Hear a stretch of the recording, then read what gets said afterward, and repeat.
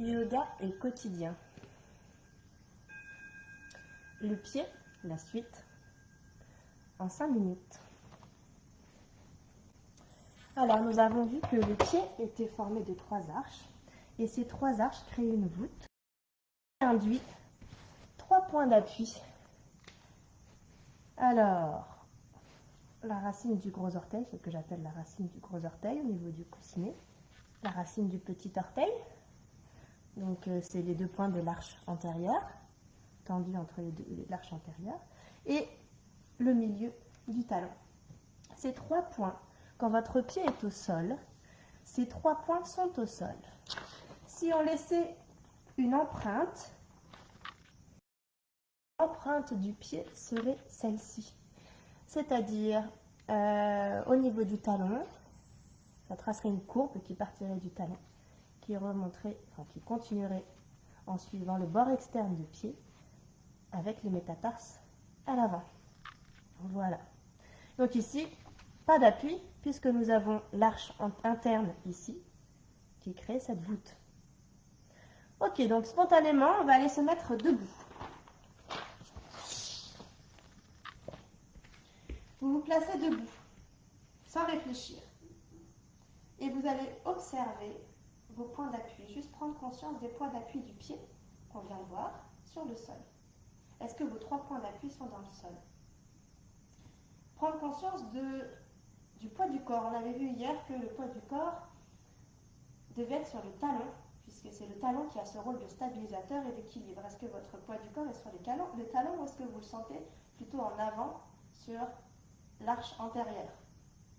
Est-ce que vos orteils sont détendus ou est-ce qu'ils s'accrochent au sol? Okay. Est-ce que votre arche interne est affaissée?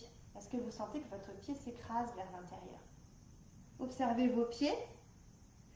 Si vos pieds sont un peu ouverts, vous aurez tendance à écraser l'arche interne et à ramener le poids un peu plus sur les orteils. Donc vous allez ramener vos pieds parallèles. Parallèles. Et sentir déjà quand vous ramenez vos pieds parallèles que votre poids du corps vient plus spontanément à l'arrière au niveau du talon. Et vous allez prendre conscience de l'empreinte de la voûte plantaire, c'est-à-dire les métatarses à l'avant. Et vous remontez bord externe des pieds jusqu'au talon. C'est-à-dire que vous allez chercher à ramener le poids vers le bord externe des pieds et les talons. Les jambes, elles viennent se contracter, les rotules viennent remonter et les jambes se tonifient. Dans la posture de l'aplomb, dans la position debout, nos jambes devraient être toniques. On va faire une expérience pour aller un petit peu plus loin. Vous allez prendre un coussin ou un livre ou un bloc que vous allez placer, je vais monter la caméra, que vous allez placer dans le haut des cuisses. Et vous allez serrer les pieds en gardant les genoux pliés, je vais mettre de profil. Ok, puis vous faites le chemin, toujours pour allonger les jambes, cherchez à ramener le poids vers les talons. Et observez ce qui se passe dans vos cuisses. Et si vous laissez faire le mouvement, ce qui se passe dans votre bassin. Est-ce que vous sentez les cuisses qui tournent et vos fessiers qui sont un peu tirés en arrière? Et vos jambes qui se tonifient. Pas de poids sur les orteils. Ok, là j'ai une petite courbure lombaire, basse. Je ne suis pas cambrée. Si j'étais cambrée, je serais en train de projeter. Cambrée, c'est quand je projette au niveau de la dorsale, au niveau des dorsales, donc plus haut dans le dos. Là, j'ai juste une courbure basse physiologique. Mais je ne projette pas les côtes. Ok, on va faire la même expérience. Si vous n'avez pas l'habitude, on va enlever le coussin, replacer les pieds parallèles. Et comme on l'entend plus communément, on va dire, vous allez imaginer un fil à plomb à l'arrière du bassin, au niveau du coccyx. Je vais lever mes bras pour que vous me voyez.